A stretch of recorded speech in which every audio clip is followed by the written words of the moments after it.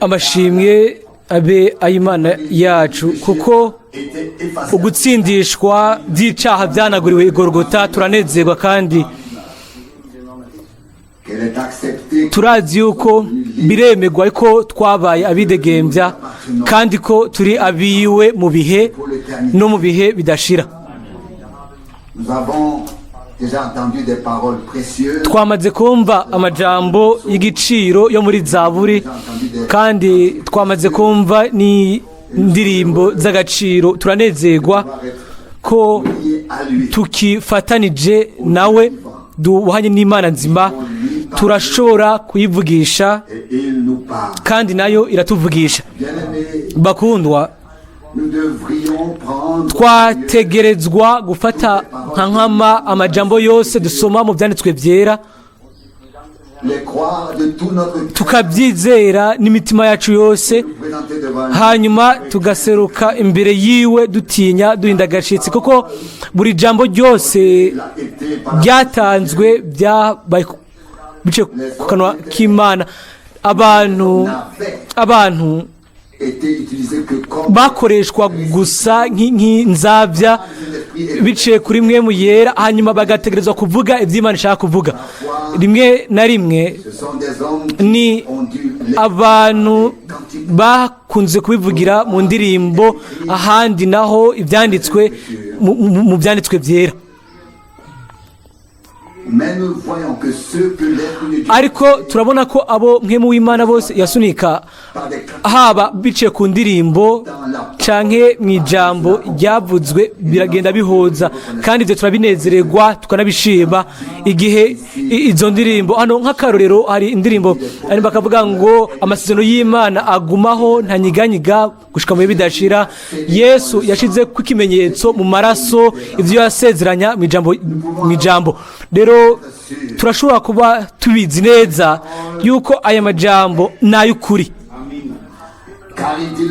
kuko aravuga ngo ijuru n'isi byosha, imisozi n'uturambi bikavaho, ariko uwizera we azobona ko ijambo ry'Imana riguma ari ry'ukuri ibihe byose. Bakundwa, n'uwo gusa yizera niwe azobona ko ijambo ry'Imana riguma ari ry'ukuri. Ukuri ko ari ukuri gutunganye ntakuka. Rero muri iyo mvugo nyene nakozwe ko n'ijambo ryo muhanuzi Yesaya. Hano uyu muntu w'Imana Yesaya aravuga ku murongo wa 6 wa 51, Yesaya 51 umurongo wa 6: Nimunamurire amaso yanyu mu ijuru, mwitegereze no ku isi hasi, kuko ijuru rizokamangana nk'umwotsi n'isi izosaza nk'umwambaro. N'abayibako bazopfa nk'isazi, ariko agakiza kanje kazokwamaho ibihe bidashira, kandi ukugororoka kwanje ntikuzogira iherezo. Iri ni jambo ry'igitangaza ry'Imana yacu. Ryavuye muri Yesaya, ariko ryavuye ku Mana, kandi ibyo yavuze ni ego kandi ni amina. Twabiririmbye mu ndirimbo ngo ijuru n'isi byosha, imisozi n'uturambi bikazimangana, ariko uwizera we azosanga ko ijambo ry'Imana riguma ari ry'ukuri ibihe bidashira. Bakundwa, si ijambo gusa, ahubwo ijambo ryayo ryose iryo yavuze niryo rigumaho uko. Rero nimba handitse hano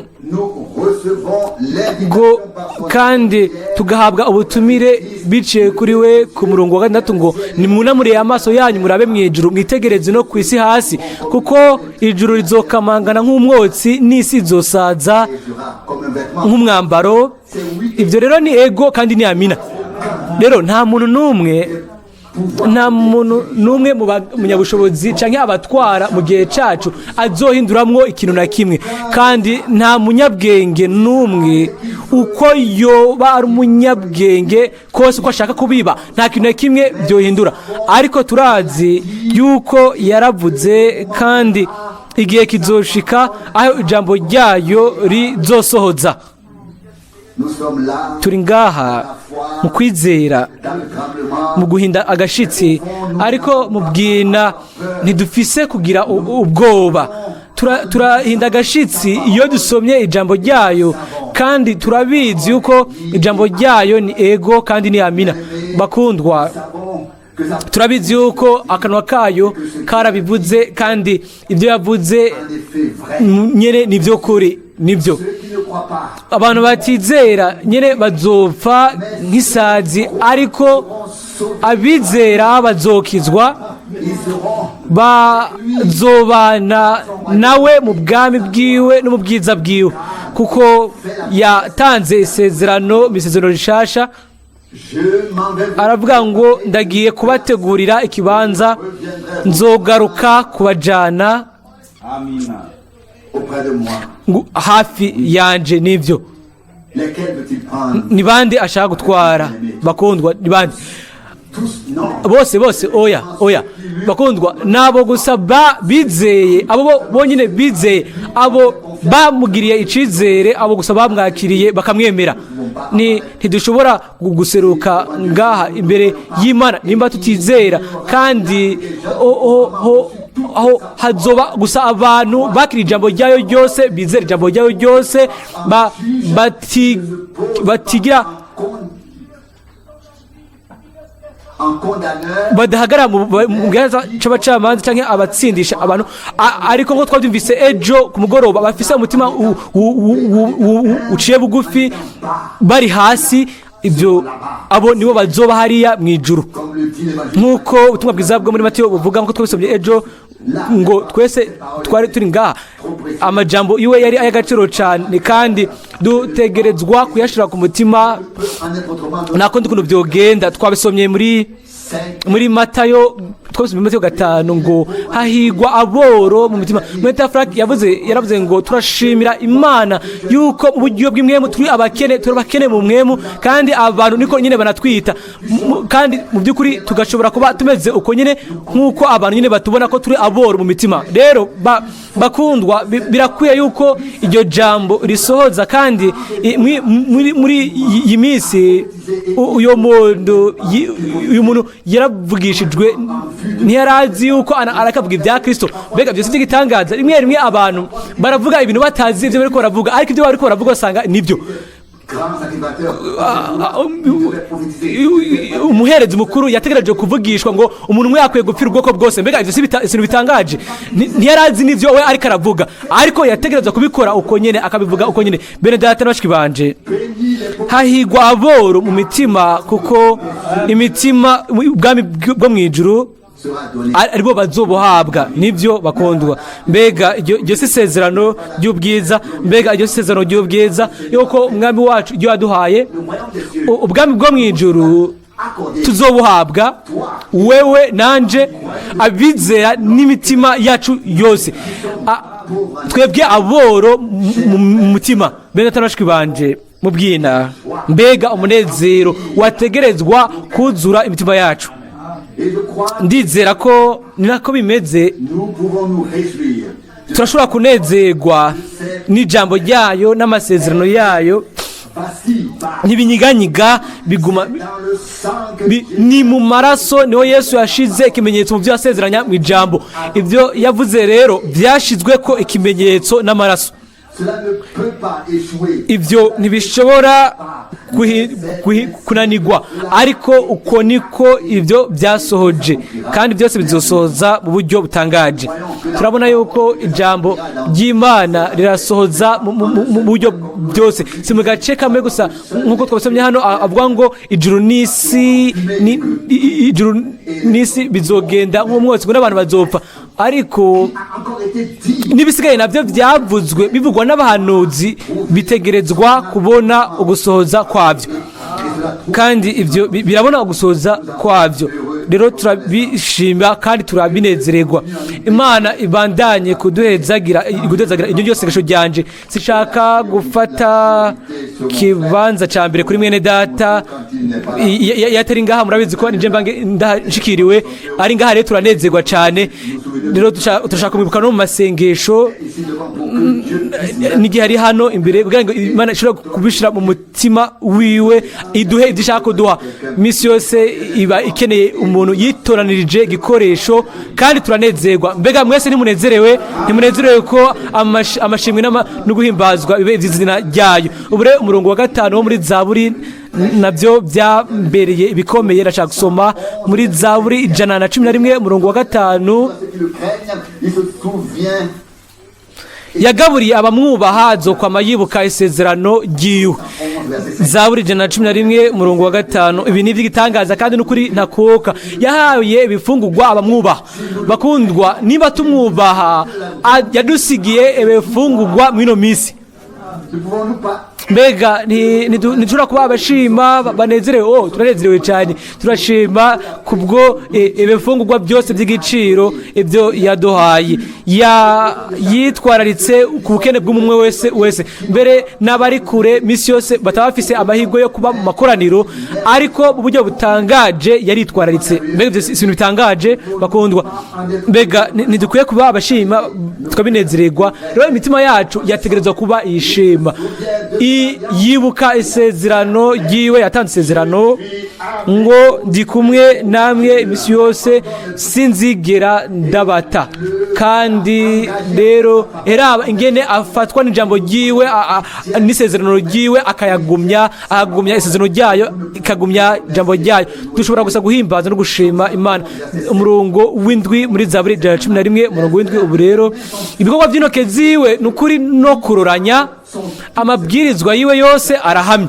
Mbere n'abashiki banje, Imana ishobore kubandanya kutuvugisha biciye ku ijambo ryiwe ry'igiciro, kandi biciye kuri mwene data. Amen. Shalom. Shalom. Amahoro abane namwe. Turahaguruka kandi dusenge.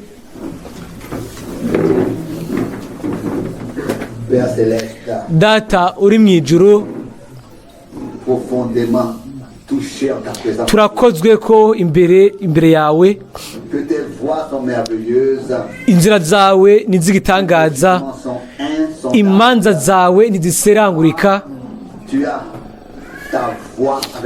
Ufise inzira yawe n'ubwoko bwawe. Mwami, ndagusabye ngo uze hagati muri twebwe mu buryo bw'ubushobozi, dushobore kugira umwimenyerezo nawe, tukumvirize kandi tukubone. Ndagushimira kubwo amajambo yasomwe. Mwami, mbega turi bande kugira ngo utuvugishe? Turi bande kugira ngo tube dukoraniye imbere yawe kandi twumve ijwi ryawe? Mwami, wakire uyu munsi ishimwe, atari gusa ku minwa yacu ariko mu mitima yacu, kuva mu bwina bw'ubugingo bwacu, mu bugingo bwacu.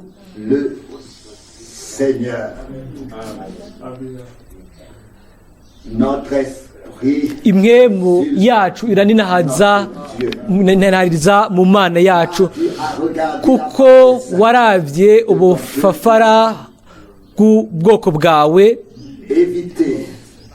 buhugwa n'abantu, bwankwa ariko bwakiriwe nawe, bwaronse ubuntu buva kuri wewe. Mwami, uduhezagire. Mukiza dukunda, twokunze kumva ingaruka z'ijambo ryawe kuri twebwe ubwacu, n'ugushimika ku bifungurwa ibyo ubwoko bwawe nk'icibutso gihoraho. Ntiwagiranye isezerano n'umuyaga canke igihe ariko wagiranye isezerano n'ubwoko bwawe mwami igihe wibuka isezerano ryawe wibuka n'ubwoko bwawe nabwo ubwo wagiranye nabwo isezerano ubwo wahaye amasezerano mwami ndagushimira kubwa bene data bose kubwo bashiki banje bose kandi nubwo bene data bakundwa n'abashiki bacu bo mu Bubiligi mwami ubahezagire bose mu Burayi bwose mu burasirazuba mu burengerazuba hezagira Israeli ubwoko bwawe ubwo wagize kandi ubwoko uzi umenya mana yanje duhezagiye abo bose wahezagiye kandi turagusabye ngo ubandanye kubana natwe kubwo buntu mu izina rya Yesu amen.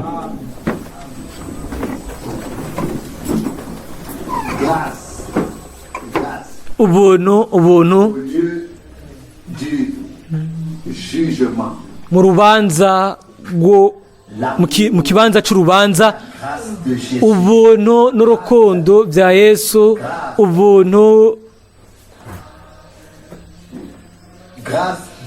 ubuntu burushirije ku makosa yanje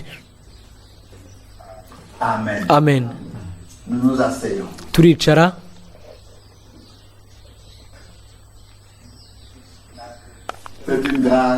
ni ubuntu ko dushobora kuba turi hano tukumviriza ijambo ry'Imana kandi si ibyo gusa ahubwo tukizera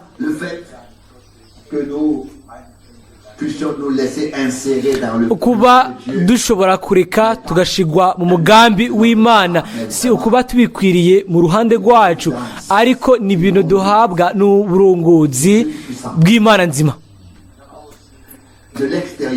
uko ibintu bisa tubona ibintu byose biba iyo rero duciye tugereranya ubutumwa bw'ubuhanuzi bwo muri kino gihe hamwe n'ubutumwa bwose bwa Mwene Branham hamwe n'ibintu biba ubu aho rero tubona ko ibintu byose bija kugusohoza nariko niyumvira mu buryo budasanzwe muri kino gitondo ku bwoko bw'Abisirayeli igihe amakuru yatangaza ngo abantu 40,000 bariko bagendagenda mu gisagara bagira imyerekano ngo bashaka gutanga kariya gace ko mu burengerazuba bwa Yorodani ngo bashaka gusubira kugatanga n'ibindi aho rero haca haza mu byiyumviro byacu ko mbere no mu bwoko bwa Isirayeli hariho benshi cyane badatahura igikorwa c'Imana batishira mu ijambo hamwe no mu byanditsweyo ariko bakagenda mu ibarabara aho kwisubiramwo ubwabo ngo bamenye inzira z'Imana turazi yuko biranditswe kandi haranditswe ngo nubwo ubwoko bwa Isirayeli bwaba bumeze nk'umusenyi wo kuyaga amasigarira niyo gusa azokira Yesaya 10:22 abantu bose bari muri Isirayeli bose sibo bisirayeli nyakuri ariko abari bo mu mpemu muri kamere kabo nk'uko ijambo ry'Imana riri ariko ibyo byose bitegerezwa kuba muri ubwo buryo kugira ngo ubwoko ntibugire ikintu na kimwe bwiha nk'amangani byabwo ariko bugategerezwa guha amashimwe yose Imana. Ubwoko bw'Imana Israeli nayo ntishobora kuvuga ngo mu minisitiri wacu wa mbere w'intebe, ariko bakavuga ati ehe rero Imana yacu iyo twashizemwo ibyizigiro byacu, ehe umwami uwo twari twiteze, ehe raba rero ubufasha atuzaniye uyu munsi. Rero nk'abana b'Imana turi muri ibyo bintu. Niyo dusomye ibinyamakuru canke tukumviriza amakuru, ivyumviro byacu n'imitima yacu bigira aho bihurira n'ijambo ry'Imana mu kumviriza amakuru. Iyo kuko twumviriza amakuru rero twumva byinshi, tukamenya byinshi gusumba uko umutizera ashobora kuba abibona abisoma. Ndibaza yuko n'amahirwe akomeye ayo Imana yaduhaye muri muno mwanya. Mu rundi ruhande ntituraba ibintu biba uko mu bidukikije, ntidushaka kwitwararika ibindi bintu byose muri kano kanya, ariko tuzobikora tubyanditse amahirwe abonetse, kuko byose byinjiranamwo. Mwene data yasomye Zabure 111, mbega ijambo ritangaje. Mu gice cya mbere umurongo wa mbere haranditse ngo haleluya, nzoshimisha Uhoraho umutima wanje wose mu ikoraniro ry'abatunganye no mu ishengero ryabo. Hanyuma ikiraro kirashigwaho muri Yesaya 51. Murazi yuko nsoma imbere nkasoma n'inyuma. Imbere yaho haranditse ku murongo wa 4 muri Yesaya 51, nimunyumvirize bantu banje. Yesaya 51 umurongo wa 4, muntege ugutwi hanga ryanje, kuko icyageze kizova kuri jewe, kandi nzoshinga amateka yanje ngo abe umuco w'amahanga. Hano Imana iratuvugisha, hano ibwira twebwe, kandi ubu rero dutumiriwe kumwumva, kumutega amatwi tukumviriza ibyo avuga, ngo nimunyumvirize ahanga ryanje. Dushobora kuvuga ko ubwoko bw'Imana ntibuzumviriza ijwi iryo ari ryo ryose, ariko buzokumviriza ijwi ry'Imana umwami, kandi iryo jwi bisi yose ryama ari ijambo ryayo, nta kindi. Ngo nimunyumvirize hanga ryanje. Umwami ntabwira umuntu uwo ari we wese, ntabwira ihanga irindi runaka, abwira ihanga ryiwe iryo yahamagariye gusohoka mu mahanga yose, mu ndimi zose no mu bihugu byose. Kandi aravuga ngo nimuntege ugutwi bantu banje, mwebwe bantu banje, kandi mwe koraniro ry'abantu banje mu ntege ugutwi. Umwami arafise ikoraniro rigize ubwoko bwiwe, kandi iryo koraniro ni ikoraniro ry'abana b'imfura Yesu Kristo umwana w'imfura. Kandi nk'uko Pawulo abivuga mu Baheburayo ngo twegereye ishengero ry'abana b'imfura, abagororotsi batunganijwe n'ibindi. Abaheburayo 12:23. Uko rero ikoraniro riri hamwe nk'ubwoko bw'Imana bwumviriza ibyo umwami avuga, bukumvira. Ntibwumviriza gusa, ariko buranumvira. Mwendata Branham yafatanije ijambo ukwizera abifatanya no kumvira. Ndiyumvira ko dutegerezwa gukora uko nyene. Ukwizera no kumvira birajana. Nimba ukwizera kugumye gusa mu majambo, nikuba ari ukwizera ariko biba ari ibintu gusa biri ku munwa. iyo huzuyemo ubuzima bw'Imana birafise impamvu yo kubaho. Umurongo wa 4 haravuga ngo bantu banje nimunyumvirize mu ntege ugutwi. Asoma gusoma umurongo wa 4, mwebwe hanga ryanje kuko icyagezwe kizova kuri jewe kandi nzoshinga amateka yanje ngo abe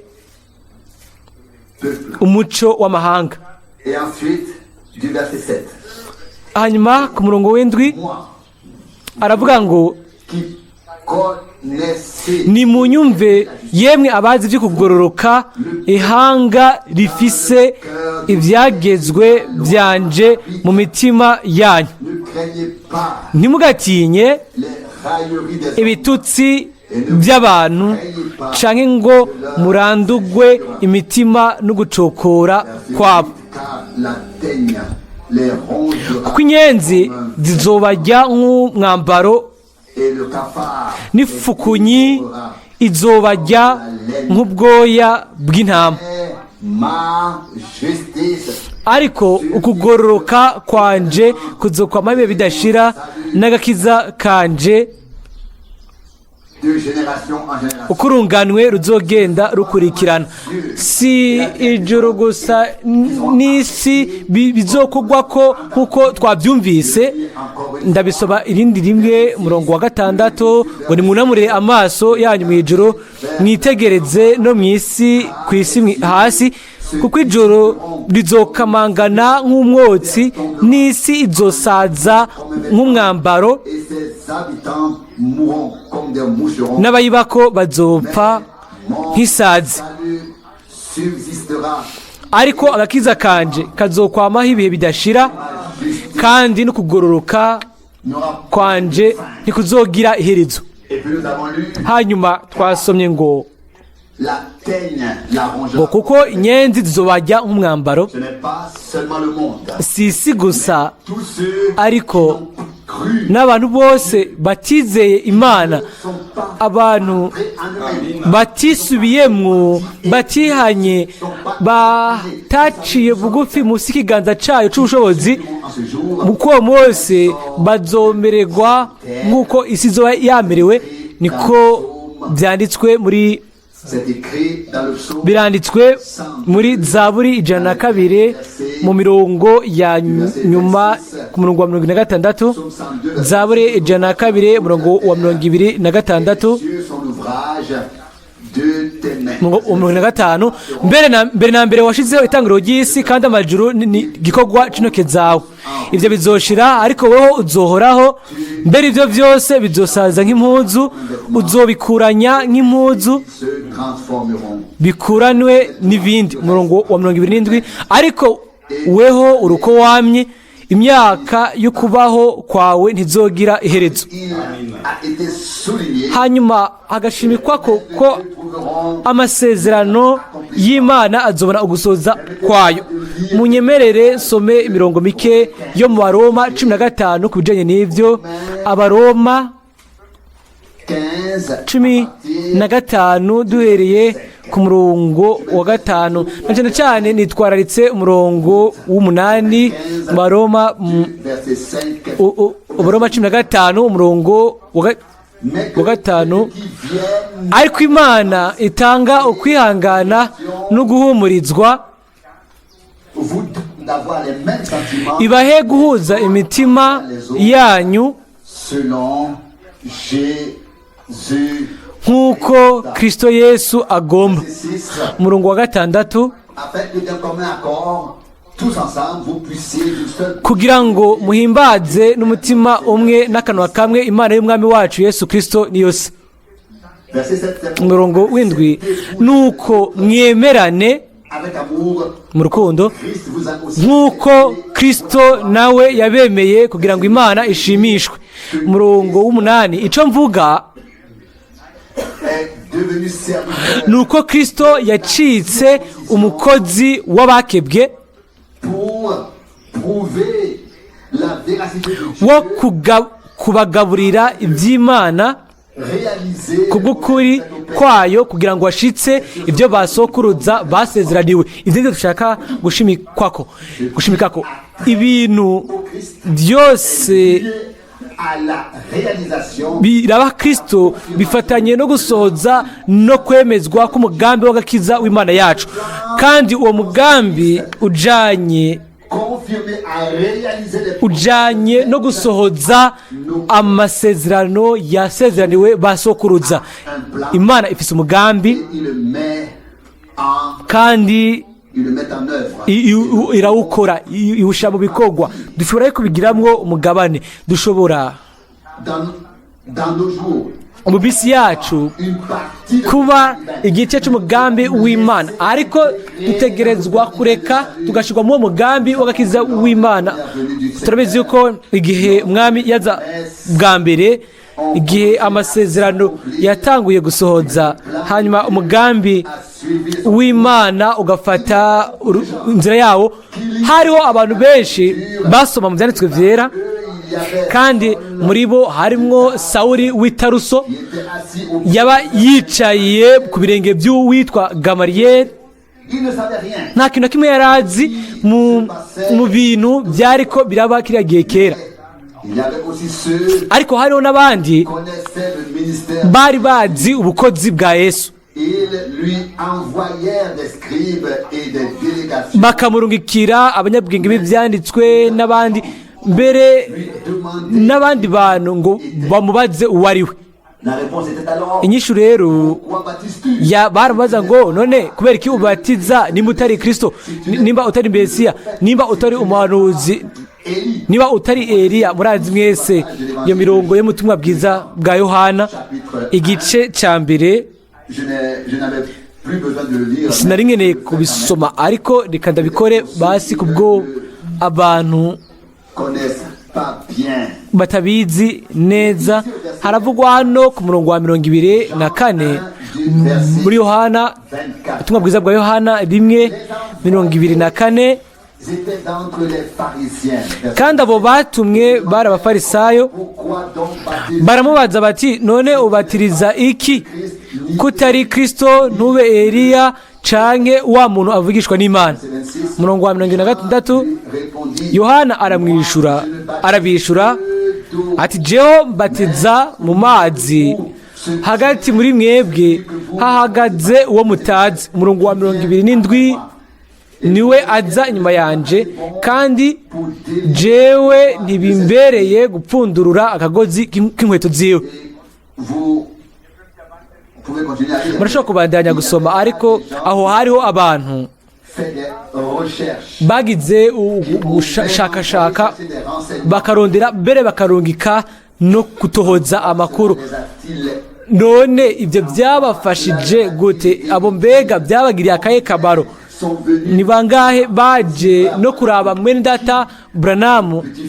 Ninde yabonye iriya filime y'iherezo ry'umwaka? Hari abantu babiri bakiri bato bari bavuye mu ishengero rinini ryo muri Los Angeles, ryoba ryarimwo nk'abantu bangana n'ibihumbi 6, aho mwene data Branham yakunze kuvugira cyane.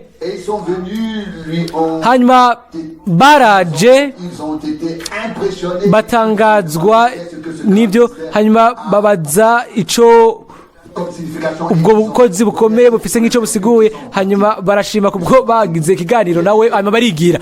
Bakundwa, si ibyo twibaza mu mwanya aribyo birabwa, ariko ibintu byose twumvise, tukumvise n'amatwi yacu, tukabona n'amaso yacu, twumva ijwi ry'Imana, tukamenya yuko inyuma y'ubukozi bwa Bibiliya haba hari Imana ubwayo, kandi ko uko niko ibandanya impamvu n'intumbero. Ntibihagije kubaza ibyo ari byo, ariko birakwiye ko hongerwa ko bwishurirwa biciye kuri mwemu, bwishurirwa biciye kuri mwemu, bitegerezwa kwiyongera ko. Pawulo rero arandika hano mu Baroma 15:8 ngo ico mvuga nuko Kristo yacitse umukozi w'abakebwe wo kugaburira iby'Imana kubukuri kwayo, kugira ngo ashitse ibyo basokuruza basezeraniwe. yategerezwa gushigwa munsi y'ibyagezwe kugira ngo acungure abari munsi y'ibyagezwe. ubu rero turashobora gusoma ibyanditswe byinshi na cyane cyane mu Baroma igice cya 4 cyangwa mu Bigalatiya, aho Pawulo yerekana akavuga ngo mbega Aburahamu yoba yatsindanishirijwe n'ibikorwa cyangwa yatsindanishirijwe no kuba yizera. Hanyuma Pawulo arandika akavuga ngo ni gute ari gushobora kubiba biciye ku bikorwa mu gihe isezerano yarihawe imyaka 130 imbere y'uko ibyagezwe bitangwa. Mbega ibyo bintu byose, buri kantu kose karafise impamvu yako yo kuba kahari. Ibyagezwe by'Imana birafise ikibanza cyabyo gushika uyu munsi. Ntidushobora kwimenya ko turi abanyabyaha canke na rimwe ngo dukizwe iyo ibyagezwe bitaza hanyuma ngo bitwemeze icaha, kuko ahantu hatari icagezwe ntihabaho no kugabitanya, kandi hatari kugabitanya ntihabaho n'igihano. Aho hatari igihano nta n'urupfu ruba ruhari n'ibindi biza inyuma. Rero Imana mu buntu bwayo yari yagenye gukora kuko abantu bakizwa kubwo kwizera, yategerezwa nubwo biriko gutanga ibyagezwe kugira ngo irekere abantu kumenya imero yabo yo kugwa, hanyuma babone kwemera agakiza, uko bagire amahirwe yo gukizwa, amahirwe y'agakizwa. Mbega ni bangahe muri mwebwe batahura ibyo? Agakiza nta kundi kuntu kari gushoboka. Umuntu yari yaraguye ariko ntiyarishobora kumenya imero yiwe yo kugwa kiretse ibyagezwe bije. Uko rero niko Pawulo yandika akavuga ngo ibyagezwe rero ni ikintu ciza, kuko ngo byabaye biturera Kristo. Ibyagezwe biradutsindisha mu buryo bugumye, hanyuma igihano kiragoye kwihanganira. Hanyuma haciye haza rero wavuze biriya byageze ku musozi Sinayi. Kiriya gihe yarakiriyawe ari mu mubiri w'imwemu, hanyuma yikura uwo mubiri w'imwemu, hanyuma acika Yesu Kristo wandi we nyene wo mu isezerano rya kera, yishirako igihano wenyine ubwiwe yaravuze kiriya gihe igihe atanga ibyagezwe. Umuvumo wose hamwe n'inkurikizi zawo gushitsa ku rupfu, gushitsa ikuzimu, yikoreye byose uwo umucamanza nyir'amategeko. Nje gutuma haranditse muri bizano rishasha ngo umwe gusa niwe munyamategeko, umucamanza niwe umwami wacu. Yakobo 4:12, si babiri. Uwatanze amategeko ni nawe niwe umucamanza niwe yacitse umucunguzi ni byose muri bose. Yikoreye urubanza ubwo wenyine rwe yaraciye, igihano caje kuri we kugira ngo dushobore kugira amahoro, kandi biciye ku bishagu yiwe niho dukirira. Ninde ashobora gutahura ibintu byose kuri twebwe ababaye abizera,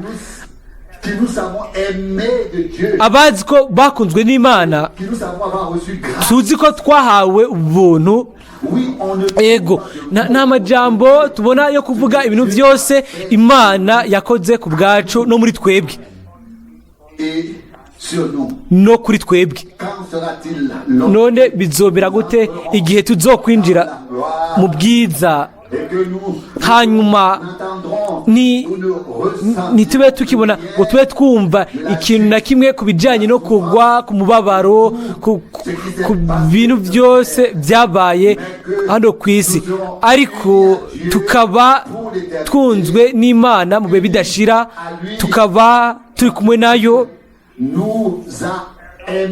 kuko yadukunze, kuko yaduhamagariye gusohoka, kandi yaragabye ku buryo bw'uko amasezerano yahawe ba sokuruza abona gusohoza kwayo muri Kristo, kandi bibandanya kubona gusohoza kwabyo mu ishengero. Rero ni hamwe na Kristo niho iby'agakiza byatanguriye, ariko hamwe n'ishengero rya Kristo birahezanya, birahera. Niwe mutwe, natwe turi ingingo, turi hamwe, ni ubumwe buva ku Mana. We umwana w'imfura muri bene se benshi, byari bimaze kwandikwa muri Zaburi ngo nzomenyekanisha izina ryawe bene data, Zaburi 22:23. kandi n'ibyo yakoze bitangaje, yaduhishuriye izina ry'Imana rifatanije n'agakiza, kandi rifatanije no gucungura, kandi iryo zina ni kandi riguma ari rya Yesu. Nta rindi zina rihari ryoba ryarahawe abantu munsi y'ijuru iryo bashobora gukirizwamwo kiretse izina rya Yesu, kandi iryo zina rifatanije n'agakiza, gukira indwara, ukigongwe, kwiyuzuza, ibintu byose Imana yaduhaye muri rusange. Nico gituma Abaroma 8:22 haranditswe ngo ni gute mbega itazoduhana nawe ibintu byose, atari gusa ikintu runaka, ariko ngo byose: ikigongwe, agakiza, ubuntu, ubugingo budashira, gushitsa aho dushobora kubona mu nyonga hiwe. Kandi ibintu ataco byari biri hano mu isi, Imana yabitoranije ngo ibyikwegere ko itugire ikintu. Irindi jambo nashaka gusoma mu Bitesalonika igice cya 5, kandi ni mirongo ya 23, Abitesalonika ba mbere 5 umurongo wa 23.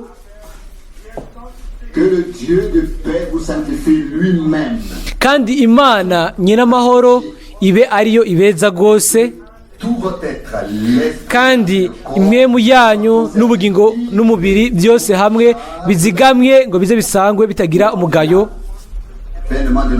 aho umwami wacu Yesu Kristo azozira.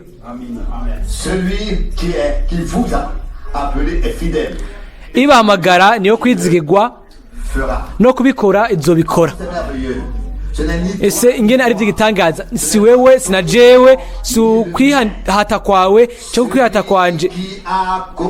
Uwatanguye niwe azoheraheza, uwahamagariye gusohoka niwe azotegura, uwatanze isezerano kandi yagiye gutegura ikibanza azogaruka kudutwara mu rugo. Nk'uko yagiye niko azonagaruka, nk'uko atakeranya ko yagiye uko niko azonagaruka kugira ngo atujane aho ari ubu. Kandi turashobora kubinezererwa nubwo tugira imibabaro myinshi, rimwe rimwe ni imihangayiko myinshi. Murabizi yuko urashobora kuririmba mu ndirimbo ngo ndamushize ko imyitwariko yanje yose, ukabivuga mu buryo bworoshe mu butumwa,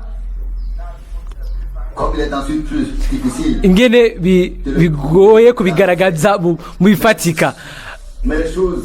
Ariko niba ibintu bibamereye nkuko je bimerera, hari amahoro y'ibwina yinjira mu mitima yacu, kandi tukaba tubizi yuko ibintu byose izobikora neza. Sinzi uwo ari we muno mwanya, ariko umwene data umwe yambwiye aheze imisi ati, mwene data Frank, wigishije inshuro nyinshi kuri Yobu, nawe rero rindira wihanganye, ikirabwa cyane ni iherezo, si ibiriko biraba ubu. kuri jewe wari umuti ku bugingo bwanje. Murabizi ko umuntu wese arashobora gukwegera hasi, arashobora gufasha mu buryo bucanke ubundi akwegera abandi, abakwegera hasi. Ariko Imana iduhe, jewe nawe, iduhe umutima wuzuye urukundo rwayo, kugira ngo amajambo meza avugigwe mu mwanya mwiza, mu buryo bwiza, ibizofasha, ibizokwemerera uyundi kumva ko ahumurijwe, ahagurukijwe, mbere akomejwe n'amajambo ayo Imana ishobora kuvugira mu bantu. Turabwirwa hano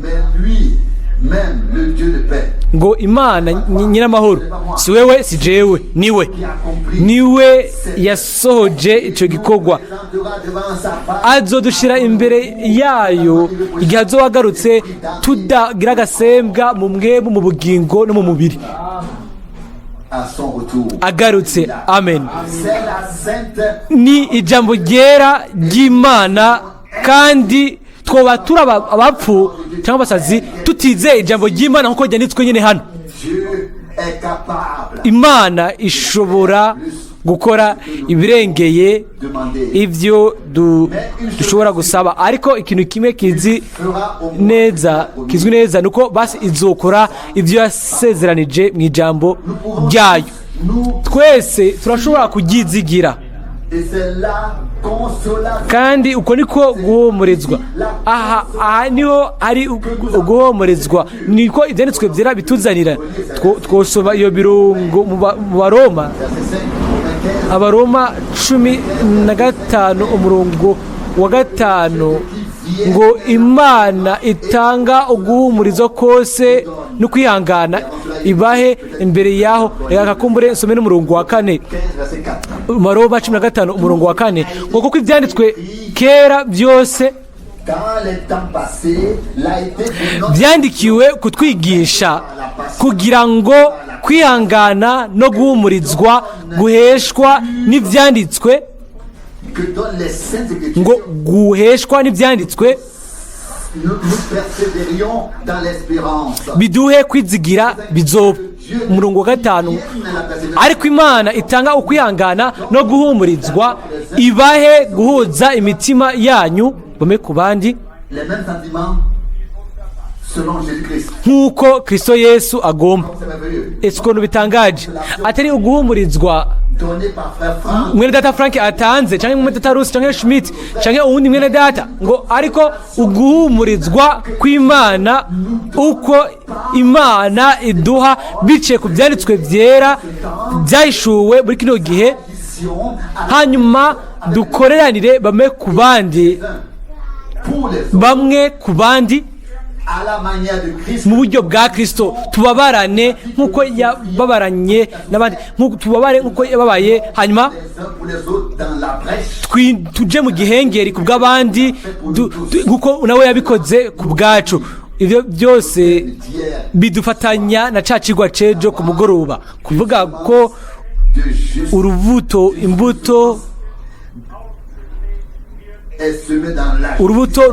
rubibwa mu kugororoka bw'amahoro kubwo abakurikirana amahoro bose. Yakobo 3:18, kandi ni Imana niyo yashize amahoro mu mitima yacu. Si ikiyaga cyo ku isi kiba gihungabanye kitwisukako, ariko dushobora kurimba mu kwizera kandi no mu kuri, nk'uko twabikoze ejo ku mugoroba, ngo igihe amahoro y'Imana yinjiye mu mutima wanje, igihe rero umwansi ahagurutse, igihusi kikaza, hanyuma imipfunda ikisuka, umwami aba ari hafi.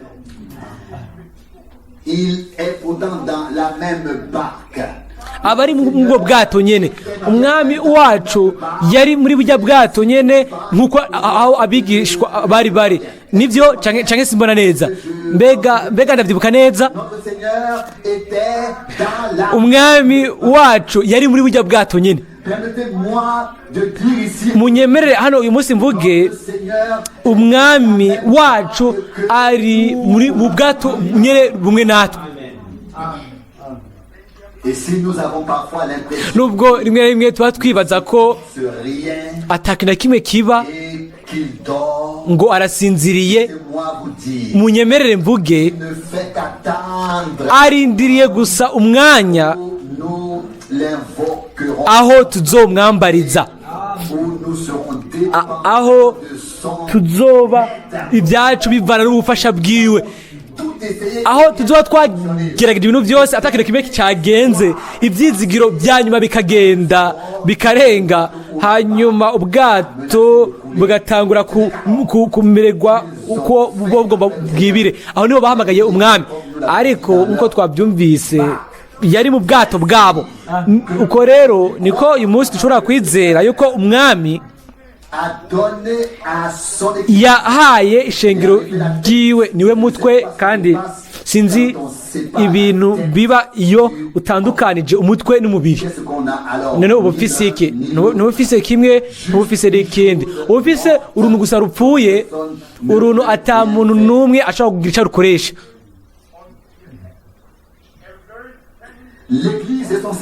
ishengero n'umwami wayo, umucunguzi n'abacunguwe bari hamwe, ntibatandukanywa, bagize ubumwe bw'Imana. igihe ibihuhusi bikaze nk'uko benda abashiki bacu baririmba, hanyuma imiyaga igahuha, ngo ndamburira amaso gusa hejuru, hari inyenyeri nka zirenga kugishika ku Mana yaremye isi n'ijuru. rero turibaza rimwe iyo umupfunda wahwamye, turibaza ati mbega uyu ninde uwo imipfunda n'imiyaga byose byumvira bigatekana. Mariko 4 turazi inyishu iyo ariyo, ni umwami wacu, niwe atwitwararika. hariho ikintu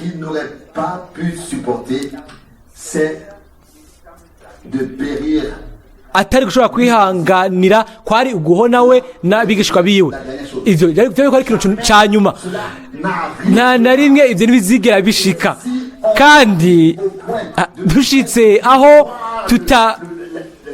tutaba tukibona ubwato, tukaba tubona gusa ibihuhusi n'imipfunda, tukaba twiyumvira tujugumira tuti oh Mana yanje, ubu rero ibintu byose birarangiye. oya, ahubwo iyo ni intango. aho rero niho bitanguriye, kuko aho niho umwami wacu ahaguruka. igihe ahagurutse, ibisigaye byose bitegerezwa guhora ahantu runaka. aravuga ijambo, aravuga ijambo ry'ubushobozi bwose. mw'iyi minsi ibyo Yobu yavuze birasohoza muri kino gihe, ngo umucunguzi wanje azoba ahagaze, nanjye nzomubona n'igihe umubiri wanje uzoba waheze, nzobona Imana, sinzoyibona nk'intarutsi. ariko Yobu 19:5, Imana iratoze kandi turayizi. uguhumurizwa ku bwawe no ku bwanje, uguhumurizwa mu byo ucamwo no mu byo ncamwo, iguhumurizwa kuri twe twese, ntibive ku muntu ariko bive ku Mana muri kino gitondo, mu buzima bwawe no mu buzima bwanje, biciye ku jambo ryayo no kuri mwemu wayo. nyuma ya byose umwami wacu ari kumwe natwe, turi mu bwato bumwe. nitwatemba nawe yotemba, byose byaba biheze. rero ibyo rero ntibishobora kuba uko, ahubwo abazohonda ni abansi b'umwami. ibyo twabibonye neza mu isezerano rya kera, igihe umwami mu buryo butangaje bwiza cyane yakoze ku buryo bw'uko ubwoko bwiwe bujabuka ikiyaga gitukura, hanyuma abasi b'Imana nabo bihutira gukurikira en déployant toute leur puissance militaire. bakoreje ububasha bwose bwa gisirikare bari bafise, byari ibintu bitebwa mu buryo butangaje. Urashobora kubibona, urashobora kubona ko ikintu kimwe ko gitebwa kuri bamwe gitangaje ku bandi, ubuzima kuri bamwe, urupfu ku bandi. Ariko habaye ikintu runaka igihe abansi bisutse Sur la voie de Dieu. bishira ku nzira y'Imana, bakurikira ubwoko bw'Imana, barahonye inzira y'Imana. Nk'uko mushobora kubisoma mu muhanuzi Yesaya, ni y'abantu b'Imana gusa, kandi nta gihumanya na kimwe kizoyigenderamo. Yesaya 55:8, inzira Imana icira ubwoko bwayo bijana ku ntumbero, bija ku ntsinzi, kandi ni inzira y'ubwiza. Ariko iyo nzira ntikozwe kugira ngo abansi b'ubwoko bw'Imana, abansi b'Imana, abansi b'ubwoko bw'Imana ngo bamanuke bagende ngo baze kubusambura kuri iyo nzira. Ni kuri iyo nzira niho babahonera abo bansi, hanyuma bagapfukwa n'imiponda. Umwami yarabikoze kiriya gihe kera muri Isirayeli, abikora n'ubwoko, hanyuma kwerezo azobikorana natwe. Ndashobora kubyizera ko umwami wacu ntasinziriye. Kumbure araruhutse gatonyi, birashoboka, ibyo nshaka kubihakana, ariko ntasinziriye. Ibyo murashobora kunyizera. Ucunga Isirayeli ntasinzira, ntahunyiza, kandi si Imana yapfuye, si n'Imana ihoze. Rimwe na rimwe dutegerezwa kurindira twihanganye ubufasha bwayo, ariko tubikore nk'uko Yobu yarindiriye yihanganye ubufasha buva ku Mana. Ibyo tuzobihemberwa. Hari ijambo ry'igitangaza nagomba kuvuga mu manuzi mu Baheburayo, ariko ni mu cete cy'Abaheburayo, umurongo mu Baheburayo 10 haranditse ku murongo wa 55, nimute ubushizi bw'amanga bwanyu, kuko buri n'impera nyinshi ubushizi bw'ubwoba bwanyu, ko mukwiye kwihangana kugira ngo nimwamara gukora iby'Imana igomba mubone guhabwa ibyasezeranye.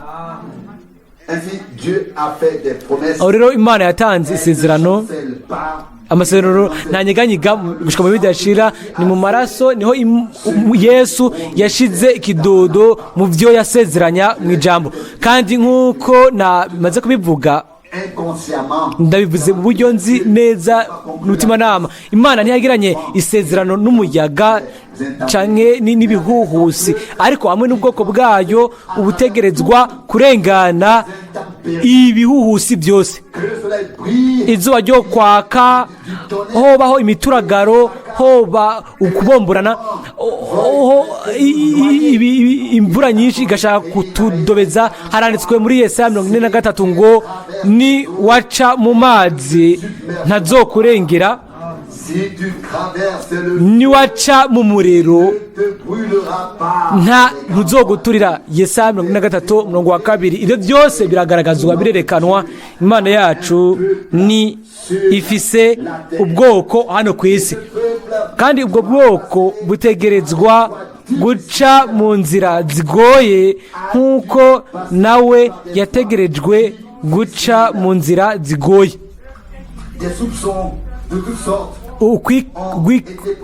Ukwikekwa mu buryo bwose byashikwa kuri we. Yari umunyamibabaro, ntibashobora kumubona, kumwitegereza. We yarafise ukuntu asa bitandukanye nuko abana b'abantu basa. Abandi bose bagenda binezererewe, isi kubo ibumva ibaguye neza, ariko umwe gusa niwe yagenda, kandi we yari umwagazi w'Imana.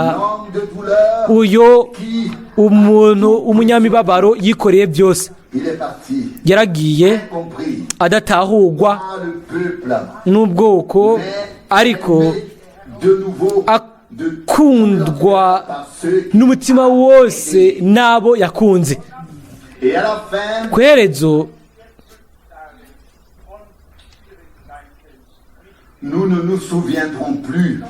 ntituzosubira kwibuka ibibazo byose n'ibigeragezo byose, ariko tuzonezeranwa n'umwami ibihe byose. Byose rero bizoba byari bikwiriye. Mudata na mushiki wanje mutima, byemere uyo munsi bivuye mu kiganza c'Imana. Reka uhagurutswe, reka ukomezwe uhumurizwe n'Imana n'ijambo ryayo. Impembo ikomeye irakurindiriye nawe. Ntute ubushizi bw'ubwoba bwawe, hagarara neza, ntucike intege kandi ntiwidodombe, kuko umwami ntanezererwa n'abacika intege bakidodomba bagasubira inyuma. Abaheburayo 10:38 mu bwina bw'umubabaro no kubabazwa igihe igihuhusi kihuhuta hirya no hino yacu, tukaba tugeze aho tugomba tudobere, twumva ubwo ijwi ry'ubugwaneza ritubwira ngo fise ububasha mw'ijuru, fise ububasha bwose mw'ijuru no mw'isi. Hanyuma hakavuga ijambo ry'ubushobozi, hanyuma ibintu byose bigahinduka. Rimwe na rimwe bifata igihe gusumba uko twaba tubyifuza, ariko icyo gihe cyo kwitegura nacyo kizoba gifise akamaro gakomeye kuri twebwe twese, gifise icyo bimaze, gifise icyo bisigura kuri twebwe twese. Twebwe nk'abigishwa b'umwami, nk'abana b'Imana, turi muri ubwo bwato nyene nkawe, ibidushikira nawe biramushikira, ibidushikira nawe biramushikira. Kugira ngo ntimwibaze ko ari jewe nabyiremeye ubwanje. Umwami aravuga ngo mu burebure ubwo mwabikoreye bato muri aba banyizera, ni je mwabikoreye. Matayo 25:40. Ibidushikira nibimushikira, ibibazo byacu n'ibibazo byiwe. Yatwishinze, yibuka isezerano ryiwe ibihe byose bidashira, yashizeho ikimenyetso n'amaraso, kandi amasezerano yose y'Imana ni ego kandi ni amina, biciye kuri Yesu Kristo umwami wacu. Kuri jewe muri kino gitondo ubutumwa bwiza ni ubutumwa bwiza bwa Yesu Kristo, ni ubutumwa bw'umunezero kuri twebwe. Rimwe biba bitugoye guca mu bintu bimwe, ariko reka turafise ubunyakuri buhagije bwo kubimenya, kandi ibyacu bivana n'ubufasha bw'Imana. Tuzi yuko itazotwima ubufasha. Umwami ashobore wenyine kuzana incamake y'amajambo, ibihishure mu mitima yacu kugira ngo tuyambaze. Munyambazi agati mu bibazo,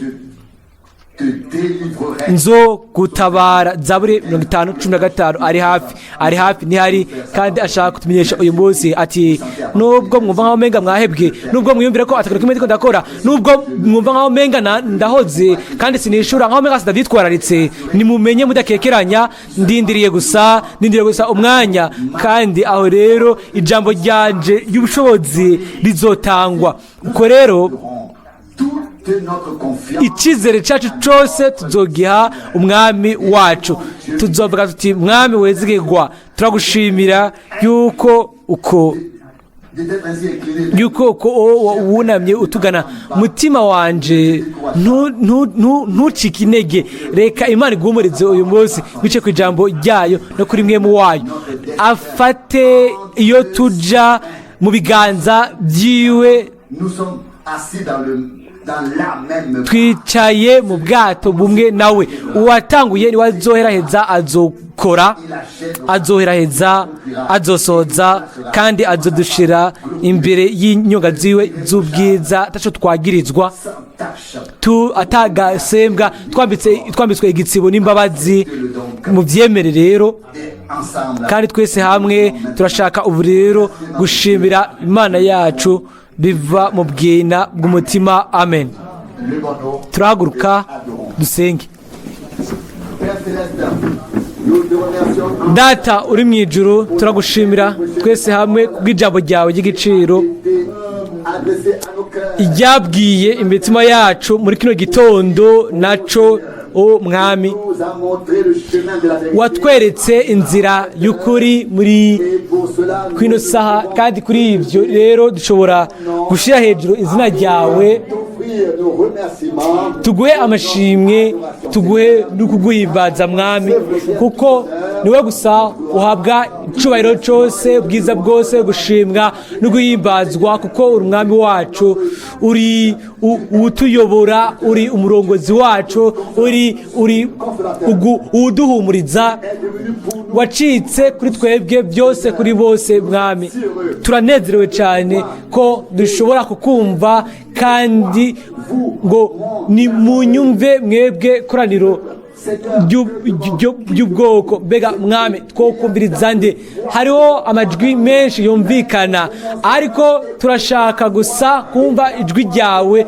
kandi ijwi ryawe risohoka riva mu ijambo ryawe mwami icubahiro kibe ic'izina ryawe ry'ubwiza byo dusoma twose mu misino rishasha rya kera mwami uratuvugisha turagusenga kandi duhimbaza ubuntu bwawe ubwo twahawe uri umwizigirwa ku ijambo ryawe uhagaze ku byo uvuga uri umwizigirwa ku masezerano yawe no ku ijambo ryawe mwami icubahiro ubwiza no gushimwa no gusengwa bibe bikuzanigwe muri kino gihe n'ubu bidashira mwami twese turi hano duhagaze imbere y'inyonga zawe zera kandi tuguha icubahiro amashimwe n'ubwiza kubwo ibyiza byose